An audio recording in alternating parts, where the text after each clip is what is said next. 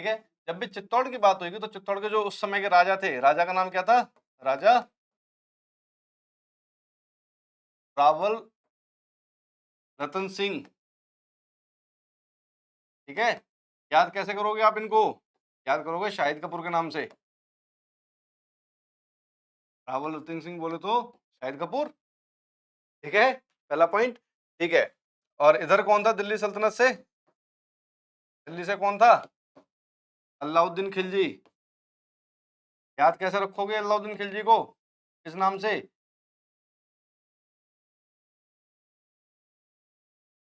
रणवीर सिंह। ऐसे करके याद कर लेना इसको, ठीक है ना। ये याद करने का तरीका है, ठीक है ना। तो हुआ क्या कि अब देखो ये कारण मैंने आपको बता दिए, यही कारण थे इसके अलावा कोई और कारण है नहीं, ठीक है ना। इसी कारण को आपको एक बार ढंग से समझना है,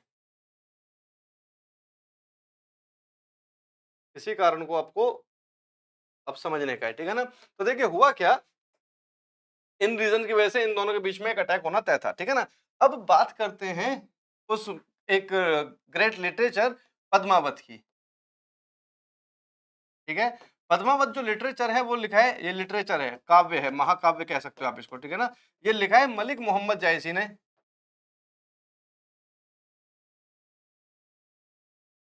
मलिक मोहम्मद जायसी एक श्रृंगार रस का कवि था। क्या था ये? श्रृंगार रस का कवि। और कवि की क्या होती है? कवि की हमेशा एजम्पशंस होती हैं, यानी कि कल्पनाएं। कवि की क्या होती है? सारी की सारी कल्पनाएं होती हैं। तो ये जो मलिक मोहम्मद जायसी था ये श्रृंगार रस का कवि था। और जो श्रृंगार रस का कवि होगा उसकी जो नेता या उसका अभिनेता या जो अभिनेत्री होगी वो सिर्फ और सिर्फ उसकी खूबसूरती की तारीफ करेगा और कुछ नहीं, ठीक है ना। तो उसी पॉइंट ऑफ व्यू से मलिक मोहम्मद जायसी ने एक बुक लिख दी जिसका नाम था पद्मावत। अब सोचने वाली बात यह है कि ये जो बैटल है, बैटल होता है 1303 में, बैटल होता है 1303 में, ठीक है। किस किस के बीच में? रावल रतन सिंह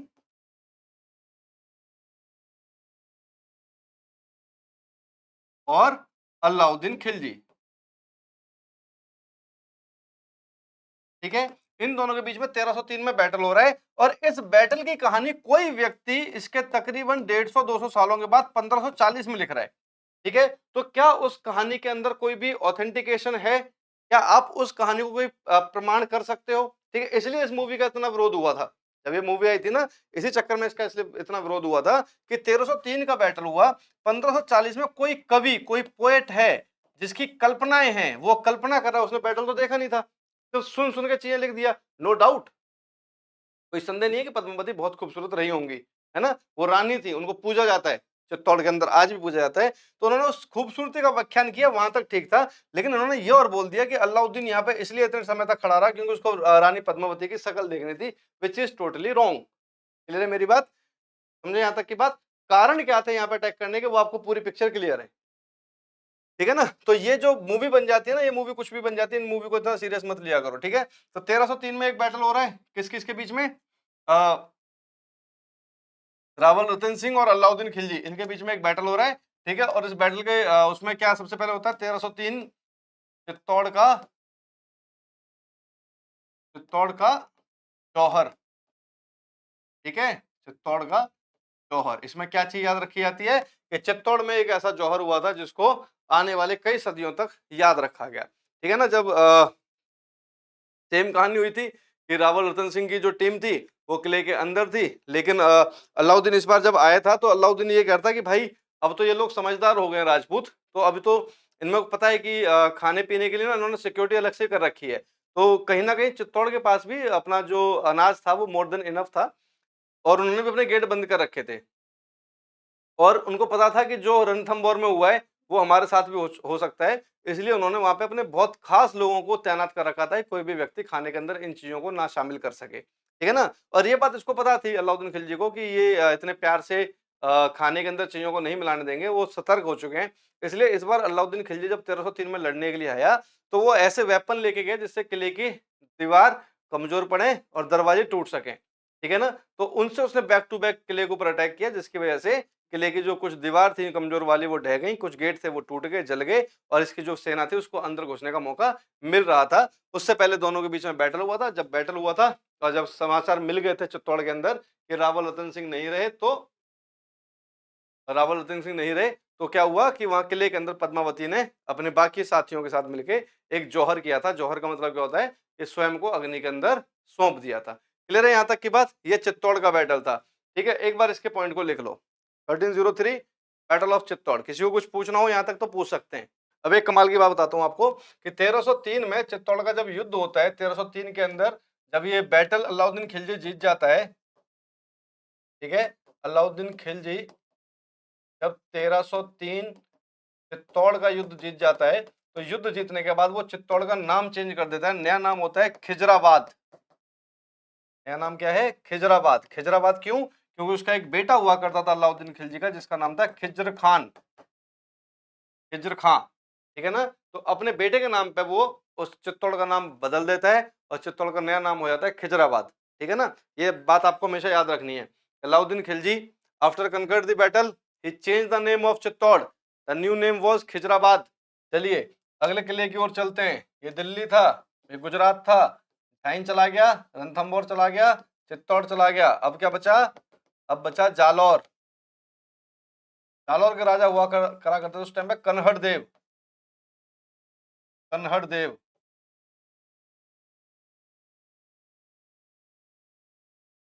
जालौर के राजा कौन थे? कन्हड़ देव। ठीक है, ये जालौर के उस टाइम के राजा हुआ करते थे। ठीक है, तो हुआ क्या कि जब सारे के सारे बैटल अलाउद्दीन जीत चुका है, जालौर के पास वो पावर इतनी थी नहीं कि जब रणथंभौर और चित्तौड़ हार गए तो उनकी क्या ही वो थी कि वो इस बैटल को लड़ेंगे भी ढंग से, है ना। और इसके लिए अलाउद्दीन खिलजी भी इतना सीरियस नहीं था कि इसके लिए मैं खुद जाऊंगा या मैं वो क्या जरूरत है इसके लिए जाने की। इसलिए जालौर वाले युद्ध में, अच्छा ये युद्ध कब हुआ जालौर का? 1305। करेक्ट। ठीक है, जालौर वाला युद्ध हुआ 1305। ठीक है, मैं अलाउद्दीन के आपको कुछ ईयर्स लिखा रहा था थोड़ी देर पहले। 1303, 1303 के बाद आ जाएगा 1305 जालौर।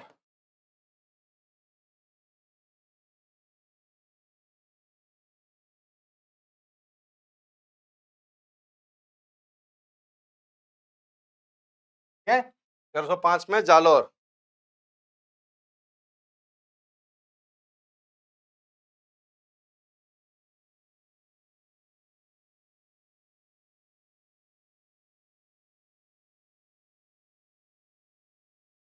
फिर यहाँ तक की बात, यहाँ तक क्लियर है? तो ये जो 1305 का युद्ध था किस किस के बीच में था? कन्हड़ देव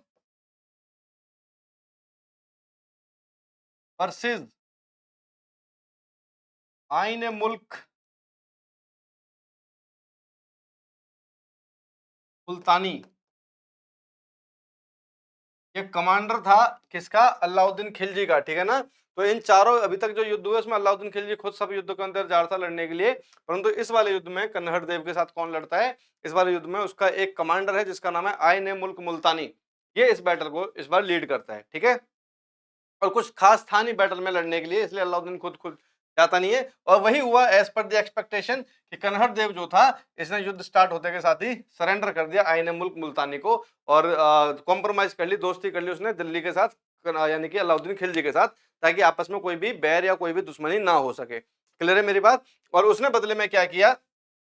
कन्हड़ देव का एक बेटा हुआ करता था, उसका नाम था बीरम देव। बीरम देव किसका बेटा था? कन्हड़ देव का बेटा था बीरम देव। बहुत स्मार्ट था, उस समय का अक्षय कुमार मान लो आप इस व्यक्ति को। ठीक है ना, बेहतरीन पर्सनालिटी, जबरदस्त स्मार्टनेस बंदे की। ठीक है, और मुझे इसलिए इतना अच्छे से पता है क्योंकि मेरा दोस्त था, मैं तो खुद उस टाइम से चलता आ रहा हूँ। तो उस टाइम का बड़ा स्मार्ट हैंडसम लड़का हुआ करता था, उसका नाम था बीरम देव। ठीक है ना, तो हुआ क्या कि अलाउद्दीन खिलजी के साथ जब इसकी दोस्ती हो गई तो अलाउद्दीन ने बीरम देव को दिल्ली दरबार में, यानी कि दिल्ली में अपने पास ऑफिसर बना के रख लिया, आईएएस आईपीएस टाइप का मान लो आप। ठीक है, कि भाई लड़का हैंडसम है, स्मार्ट है, पढ़ा लिखा है, सारी चीज समझता है। ठीक है, युद्ध वगैरह में काम आता रहेगा, अपने आइडियाज देता रहेगा, यूथ है, युवा है, तो उसके अकॉर्डिंगली काम चलता रहेगा। ठीक है ना, तो बीरम देव कहाँ रहने लग गया था? दिल्ली में रहने लग गया था। अलाउद्दीन खिलजी की एक बेटी हुआ करती थी, अलाउद्दीन खिलजी की एक बेटी थी। ठीक है ना, और हुआ क्या कि अलाउद्दीन खिलजी की जो बेटी थी उसका क्रश चला गया बीरम देव के ऊपर। क्लियर है मेरी बात यहाँ तक? तो बीरम देव हो गया उसका क्रश। कहती थी यार जो मेरा क्रश है उसी पर सबसे ज्यादा रस है, तो पूरी जो दिल्ली थी वो बीरम देव को ही देखती रहती थी, लड़का हैंडसम ही इतना था। ठीक है ना, तो इसकी जो बेटी थी अलाउद्दीन की, वो किसके साथ क्रश में चली जाती है? बीरम देव के साथ। बेटी का नाम था फिरोजा। बेटे का नाम था फिरोजा। ठीक है, क्या बता रहा था मैं कि जब ये बैटल हुआ 1305 में आईने मुल्क मुल्तानी और कन्नड़ देव के बीच में, तो बैटल तो कुछ नहीं था, कॉम्प्रोमाइज हो जाती है। कॉम्प्रोमाइज के अंदर क्या होता है कि जो वीरम देव कन्नड़ देव होता है वो दोस्ती कर लेता है और अपने बेटे को दिल्ली दरबार में एज अ ऑफिसर की नियुक्ति या अपॉइंटमेंट उसको मिल जाती है। ठीक है, बेटे का नाम होता है बीरम देव, जो उस समय का बड़ा हैंडसम लड़का हुआ करता था, जिसके ऊपर दिल आ गया किसका, अलाउद्दीन खिलजी का। तो बीरम देव जो था वो वहां पे रहने लगे, जिसके ऊपर एक क्रश बन गया, काइंड ऑफ क्रश बन गया अलाउद्दीन खिलजी की बेटी, जिसका नाम था फिरोजा। ठीक है, अब फिरोजा चाहती है कि उसकी शादी बीरम देव के साथ हो जाए। अब वो यार सुल्तान की बेटी है, कौन मना करेगा, किसकी इतनी हिम्मत कि अलाउद्दीन खिलजी को उसकी बेटी के लिए मना कर दे। ठीक है, तो अलाउद्दीन खिलजी को उसकी बेटी बोलती है कि पापा देख लो, अगर बात बनती हो तो, अगर आपको कोई प्रॉब्लम ना हो तो। अब्बू अब्बू कहते हैं इट्स ओके बेटा, कबूल है कबूल है कबूल है फिरोजा। हाँ, मैंने ये जेड नहीं लिखना चाहिए था, बस जे जे है फिरोजा, ये वाला फिरोजा है। ठीक है ना, ओके। तो हुआ क्या कि जो फिरोजा थी उसने शादी के लिए अपने फादर यानी कि अलाउद्दीन खिलजी से बात करी। अलाउद्दीन खिलजी ने बीरम देव को एक दिन बुलाया कि हाँ भाई ऐसे ऐसे करके है और मेरी बेटी तेरे से शादी करना चाहती है। अब बीरम देव को पता है कि अभी अगर इसको मना किया तो यही गर्दन काटेगा, ये तो पहुंचने भी नहीं देगा मेरे को। कहाँ पे नहीं पहुंचने देगा, जालौर के अंदर, पापा से बात भी नहीं करने देगा। अब बीरम देव को पता है कि मुझे शादी भी नहीं करनी इससे, वो शादी करना भी नहीं चाहता। क्या ऐसे कैसे शादी, कैसे मजबूरी में कोई शादी की जाती है। तो बीरम देव बोलता है सर शर्म आ रही है मेरे को, ये बातें हमसे मत करो, ये हमारे यहाँ पे ना हमारे कल्चर है कि ये बातें हमारे बड़ों से की जाती है, हमारे फादर साहब से बातें करो, इसमें मैं कुछ नहीं कर सकता। मैं ये कर लेता हूँ कि मैं दिल्ली से एक बार चला जाता हूँ जालौर में जाके पिताजी को बोल दूंगा कि पिताजी ऐसे ऐसे करके वो आपसे बात कर लेंगे, लेने देने की जो भी रहेगी दहेज दहेज वगैरह जो भी लेना देना होगा वो फादर साहब से बात करो, मैं इन चीजों में मैं नहीं बात कर सकता, हमारा कल्चर है। ठीक है, 1305 में तो सारी चीज हो ही गई थी, है ना। तो ये जो कहानी अब मैं बता रहा हूं आपको, ये 1305 से लेके 1311 तक की कहानी है। ठीक है ना, तो हुआ क्या था, 1305 में अटैक हुआ, 1305 में अटैक हुआ। अटैक का रिजल्ट क्या रहा, सरेंडर। सरेंडर का रिजल्ट क्या रहा, बीरम देव दिल्ली शिफ्ट हो जाता है। ठीक है, अब ये कहानी सारी एक दिन में तो नहीं हो जाएगी। उसके बाद क्या हुआ, बीरम देव की शादी कौन करना चाहता है, फिरोजा। किसको बोलती है वो, अलाउद्दीन खिलजी को। खिलजी किसको बोलता है, बीरम देव को। बीरम देव क्या बोल के चला जाता है कि फादर बात करेंगे, फादर कौन है उसके, कन्हड़ देव।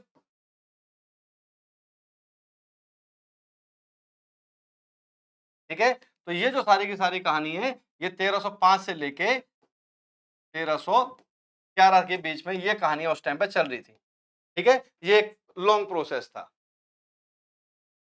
क्लियर है यहाँ तक की बात, ये कहानी चल रही थी। तो जब वीरम देव यहाँ पे जाता है, जाके अपने पापा को बोलता है कि पापा ऐसे है, सीधी सी बात है, मैं शादी करूंगा नहीं, ना तो अलाउद्दीन खिलजी समधी बनाने लायक है, ना ससुर बनाने लायक है, आपको करनी हो तो आप कर लेना, मैं नहीं जाऊंगा वहां पे दोबारा। ठीक है, और जब बेटा मना कर रहा है वो भी अलाउद्दीन खिलजी को, तो ये तो क्लियर है कि भैया अब वो मानेगा नहीं, अटैक तो करेगा ही करेगा, है ना। तो ये कंसेप्ट एकदम इन लोगों को क्लियर था कि अलाउद्दीन खिलजी नहीं मानेगा, वो आक्रमण करेगा। तो ये लोग क्या करते हैं कि इसका जब ये दोनों बाप बेटे साथ में होते हैं अपने जालौर के अंदर, तो अपनी तैयारियों में लग जाते हैं। और तैयारी में जब लग जाते हैं, वहां से एक मैसेज आता है अलाउद्दीन खिलजी का कि हाँ भाई एक बार बता दो क्या करना है, कब करनी है, कब बारात लेके आ जाए, क्या क्या करना चाहते हो, कैसे कैसे करना चाहते हो, एक बार बता दो। ठीक है, तो यहाँ से मैसेज चला जाता है अलाउद्दीन खिलजी के बाद, अलाउद्दीन खिलजी के पास यहाँ से मैसेज चला जाता है बीरम देव का, है सर मैं तो मजाक कर रहा था, कैसी शादी, मैं तो शादी करना ही नहीं चाहता इससे। ठीक है ना, ये बात सुनकर अलाउद्दीन खिलजी कहता है यार गजब बेइज्जती है, छोड़ूंगा तो नहीं कम से कम तुम लोगों को मैं। क्लियर है मेरी बात यहाँ तक।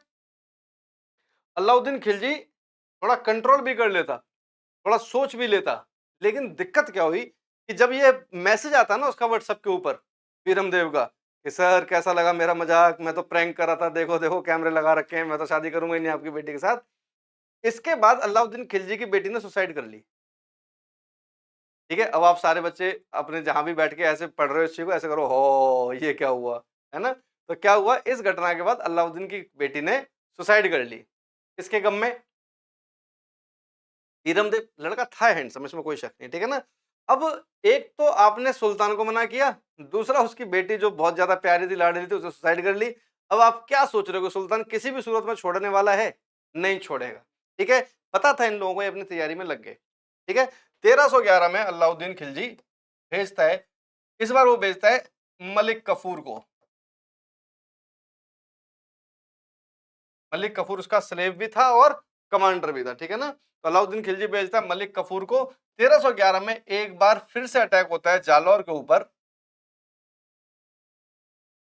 एक बार फिर से पुनः अटैक होता है जालौर के ऊपर, और इस अटैक में इस बार कन्हड़ देव और बीरम देव दोनों को बुरी तरीके से मार दिया जाता है, ठीक है। और जब ये जालौर को जीत जाते हैं तो जालौर का नाम बदल देते हैं, नया नाम उसका होता है जलालाबाद।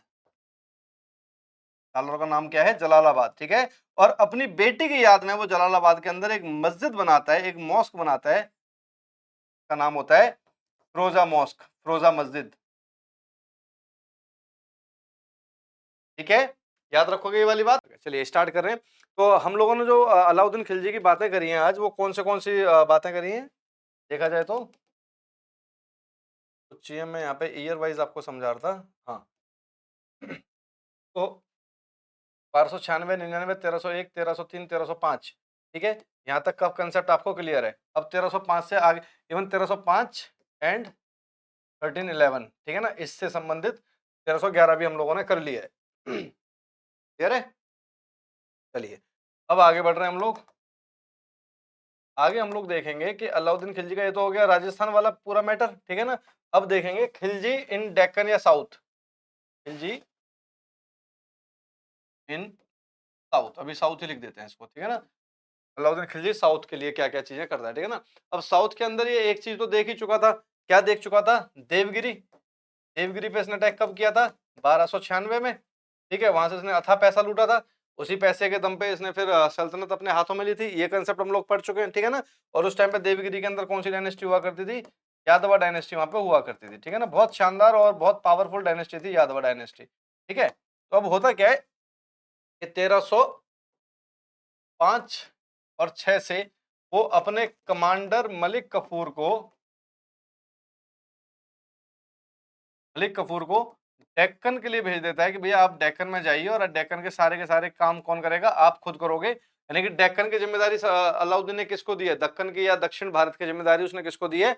मलिक कफूर को उसने दक्षिण भारत की जिम्मेदारी दी है कि दक्षिण भारत के अंदर सारा मैटर आप देखोगे। क्लियर है यहां तक की बात, ठीक है ना। तो मलिक कफूर 1305 या 1306 यहाँ पे अटैक करता है एक बार फिर से दौलताबाद। दौलताबाद बोले तो देवगिरी। कहां पे अटैक करता है? दौलताबाद या देवगिरी पे अटैक करता है मलिक कफूर 1305 1306 में, ठीक है। यहाँ पे जो राजा होते हैं उनका नाम होता है राजा राम,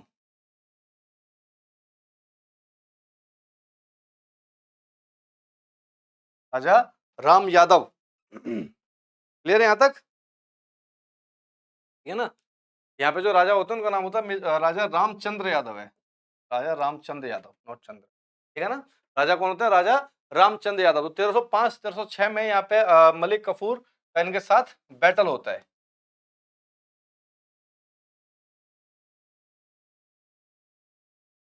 मलिक कफूर का राजा रामचंद्र यादव के साथ बैटल होता है। इस बैटल के अंदर मलिक कफूर जीत तो जाता है इस बैटल को, लेकिन जीतने में उसके पसीने छूट जाते हैं। पसीने छूट जाते हैं इन द सेंस कि राजा राम बहुत कम सेना के साथ भी इस बैटल को शानदार तरीके से लड़ते हैं, ठीक है। और लड़ने के बाद वो सरेंडर नहीं करते, जबकि मलिक कफूर कई ऑप्शन देता है उनको सरेंडर करने के, पर वो मरने के लिए तैयार है, पर सरेंडर करने के लिए वो तैयार नहीं हो रहे हैं। व्यक्ति का नाम क्या है?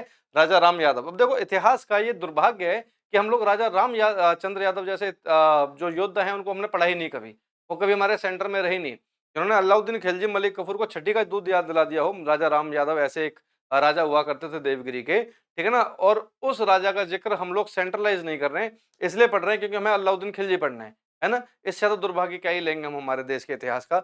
छोड़िए आगे बढ़ रहे हैं हम लोग। तो राजा राम यादव जो है वो बैटल हार जाते हैं। हारने के बाद इनको अरेस्ट किया जाता है। अरेस्ट करने के बाद इनको खिलजी दरबार में पेश किया जाता है। खिलजी दरबार कहाँ लगता है? खिलजी दरबार कहाँ लगेगा? दिल्ली में। और दिल्ली के अंदर जब इनको प्रेजेंट किया जाता है तो भी बंदा बिल्कुल भी 1% उसकी आंखों में डर नहीं था, कुछ भी नहीं था। अलाउद्दीन खिलजी इस बात को समझ जाता है, और अलाउद्दीन खिलजी या कोई भी हो, वो हमेशा एक वीर योद्धा की हमेशा एक मतलब इज्जत है वो ऑटोमेटिकली बन जाती है, बनाने की जरूरत नहीं पड़ती है। अलाउद्दीन खिलजी इतना इंप्रेस होता है राजा रामचंद्र यादव से मिलने के बाद कि अलाउद्दीन खिलजी इनको एक टाइटल दे देता है। टाइटल का नाम था राय ए राया, राय ए राया, ठीक है। ये टाइटल दिया जाता है किसको? राजा रामचंद्र यादव को। क्लियर है यहां तक की बात। तो राय ए राया का उपाधि किसने किसको दी? अलाउद्दीन खिलजी ने देवगिरी के राजा रामचंद्र यादव को ये उपाधि दी थी क्योंकि वो बहादुरी के साथ उस बैटल में लड़े थे, ठीक है ना। उसके बाद दोनों के बीच में जब ये टाइटल का एक्सचेंज हो जाता है, राजा रामचंद्र यादव जब इसके दोस्ती यारी के साथ हो जाते हैं, तो राजा रामचंद्र यादव जो होते हैं वो अपनी बेटी की शादी खिलजी के साथ कर देते हैं, ठीक है, ताकि इनके बीच का जो रिलेशन है वो ठीक ठाक से बना रहे, ठीक है ना। तो ये एक इनके बीच का एक कंसेप्ट था दोनों के बीच का, ये इन दोनों के बीच का एक कंसेप्ट था जो अपने को याद रखना है, ठीक है ना। तो अब लिख लो दक्कन, खिलजी इन साउथ इंडिया, ओके। उसके बाद नेक्स्ट लिखें, ये हो गया 1305 से 1306, ठीक है। उसके बाद अगला आपका आएगा 1309। अभी मैं सारे क्वेश्चन आपसे पूछने वाला हूं, इसलिए इसको थोड़ा ध्यान से लिखना है आप लोगों को, ठीक है। अब लिखो 1309। अब साउथ की हम लोग बात कर रहे हैं, तो साउथ में सारे काम मलिक कफूर करेगा, ठीक है ना। देखिए 1309 ये हो गया आपका देवगिरी, ये आपका बरंगल, ये बड़ी इंटरेस्टिंग है, बरंगल, ठीक है ना। आज की डेट में बरंगल कहां पर है? तेलंगाना।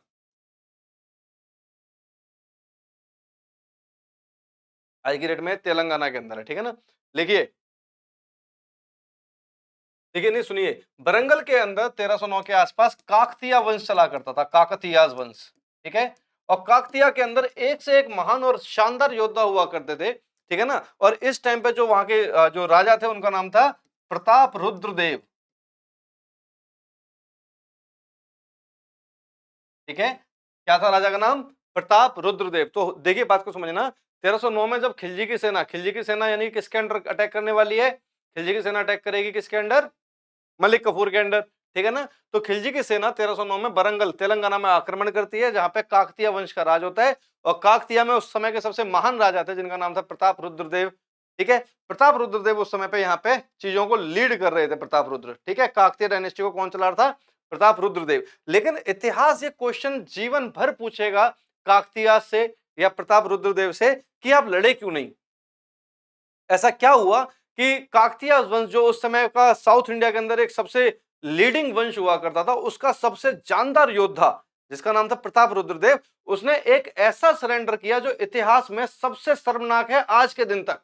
मैं तो कहता हूं कि 1971 में पाकिस्तान ने जब इंडिया के सामने सरेंडर किया था, 93-94 हजार सिपाहियों ने जब सरेंडर किया था, वो सरेंडर कुछ भी नहीं था। काकतीय ने जो सरेंडर किया था 1309 में, कुछ भी नहीं था वो सरेंडर, 1971 वाला।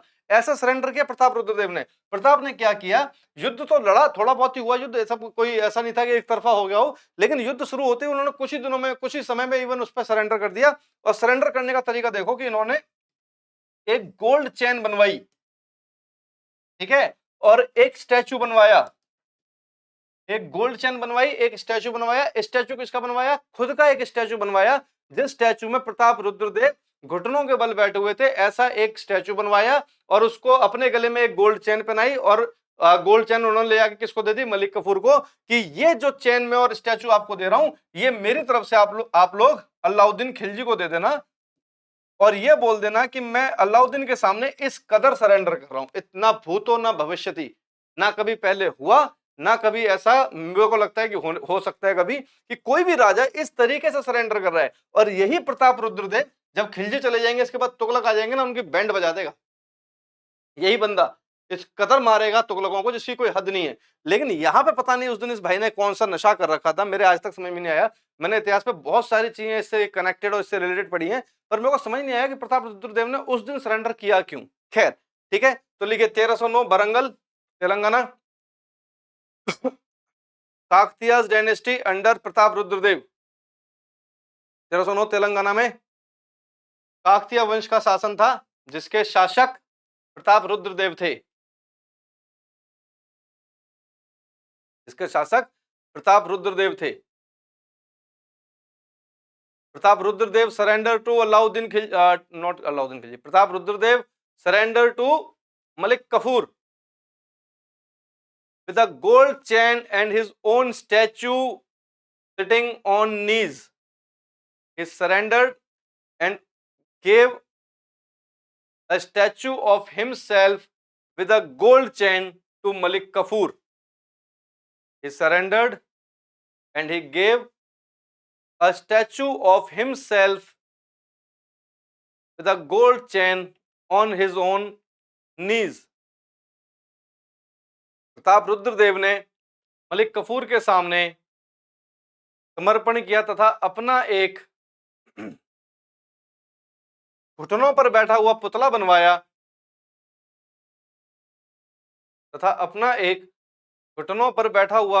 बनवाया जिसके गले में एक सोने की चेन डाली गई और वो अलाउद्दीन खिलजी को भेंट किया गया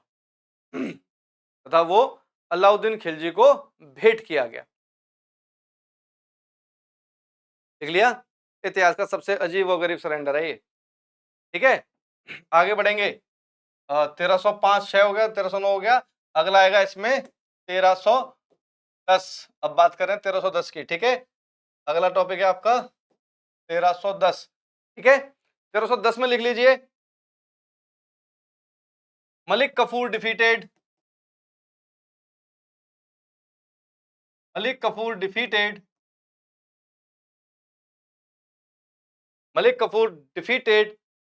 भल्लाल देव थर्ड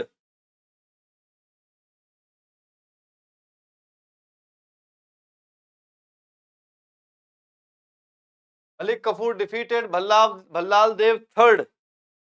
ठीक है, हु बिलोंग टू द्वार समुद्र। टेरिटरी कौन सी? द्वार समुद्र, समवेयर नियर इन कर्नाटका। ठीक है,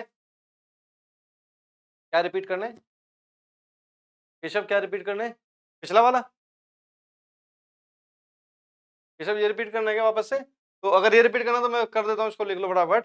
प्रताप रुद्रदेव सरेंडर टू, आपका मीडियम इंग्लिश है ना, Pratap Rudradev surrender to Khiljis, he offered a statue of himself sitting on knees with gold chain. He offered a statue of himself sitting on knees with gold chain. ठीक है, उसके बाद 1311 में कहा युद्ध होता है? द्वार समुद्र में किसको हराया जाता है? भल्लाल देव थर्ड। किसको हराया जाता है? भल्लाल देव तृतीय को हराया जाता है द्वार समुद्र के युद्ध में। क्लियर है?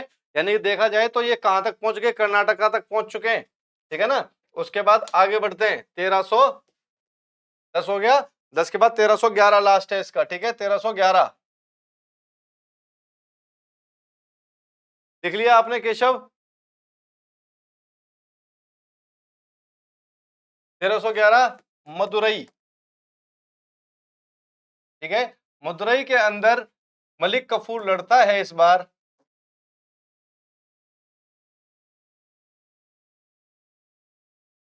पांड्या ब्रदर के साथ। ठीक है, और पांड्या ब्रदर का अगर मैं नाम बोलूंगा तो क्या लिखोगे? हार्दिक पांड्या, कृणाल पांड्या? पांड्या ब्रदर का नाम क्या लिखोगे? हार्दिक और कृणाल? नहीं, पांड्या ब्रदर का नाम था वीर पांड्या एंड सुंदर पांड्या। ठीक है, और इंग्लिश वाले क्या लिखेंगे? वीर पांड्या को क्या लिखोगे आप लोग? स्ट्रॉन्ग। और सुंदर पांड्या क्या लिखोगे? हैंडसम, है ना? सुंदर वीर पांड्या स्ट्रॉन्ग पांड्या, और सुंदर पांड्या बोले तो हैंडसम पांड्या। लिख लेना इंग्लिश वालों, मजा आएगा फिर। अब लिख मत लेना तुम लोग, तो वो जो कालिदास को भी ब्लैक स्लेव लिख दोगे। चलिए आगे बढ़ते हैं। लिख लिया हिंदी इंग्लिश दोनों ग्रुप ने? ये थे सारे के सारे युद्ध किसके? अलाउद्दीन खिलजी की, जो पूरे देश के अंदर जो चला था उसकी हम लोग बात कर रहे हैं। यहाँ पे आपके सामने मैं क्वेश्चन रख रहा हूँ। अलाउद्दीन खिलजी 1296, अलाउद्दीन खिलजी 1299, अलाउद्दीन खिलजी 1301, खिलजी 1303, खिलजी 1305, खिलजी 1305, 1306, खिलजी 1310,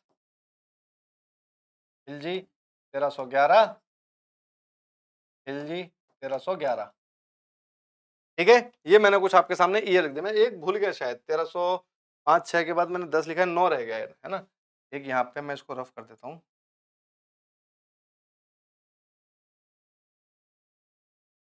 खिलजी 1309, खिलजी 1310, खिलजी 1311, अगेन खिलजी 1311। पूरा अलाउद्दीन खिलजी, वेरी गुड अंकिता, पूरा अलाउद्दीन खिलजी ये सारे ईयर मैंने लिख दिए भाई तुम्हारे सामने।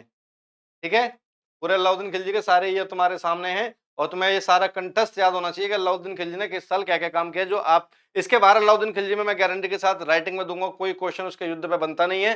ठीक है, अब उसकी हम लोग पॉलिसीज के ऊपर बात करेंगे, या तो युद्ध से क्वेश्चन आएगा या पॉलिसी से क्वेश्चन आएगा। ठीक है, तो इसके अलावा आपको कुछ नहीं लिखना है। ठीक है ना, तो 1296 में क्या होता है, क्लियर है, सुल्तान बनता है, कैसे बनता है, पूरी कहानी क्लियर है। ठीक है, 1399 में गुजरात जाता है, कैसे जाता है, पूरी कहानी क्लियर है।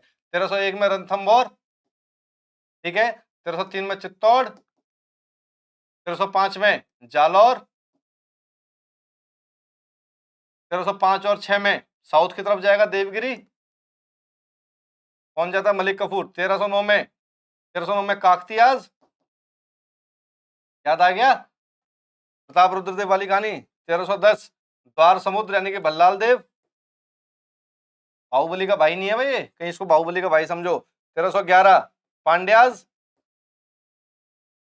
और 1311 जालौर वापस से, याद आ गया, जालौर में जब बीरम देव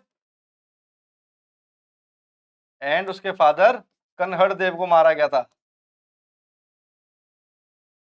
ठीक है, यहां तक क्लियर है सब बच्चों को, एक बार हाँ या ना बोलो। अभी लिख दिया मैंने, अभी दोबारा लिख दिया एक बार। ठीक है, इसके बाहर कोई युद्ध है नहीं अलाउद्दीन खिलजी का, पूरी खिलजी वंश इसी के इर्द गिर्द घूमेगा। कहानी आपको पूरी कंसेप्ट क्लियर है, कहीं कोई भी कैसा भी डाउट आए तो अभी के अभी मेरे से पूछ लें, क्योंकि इसके बाद में और इंपॉर्टेंट पार्ट अलाउद्दीन खिलजी का कराने वाला हूं।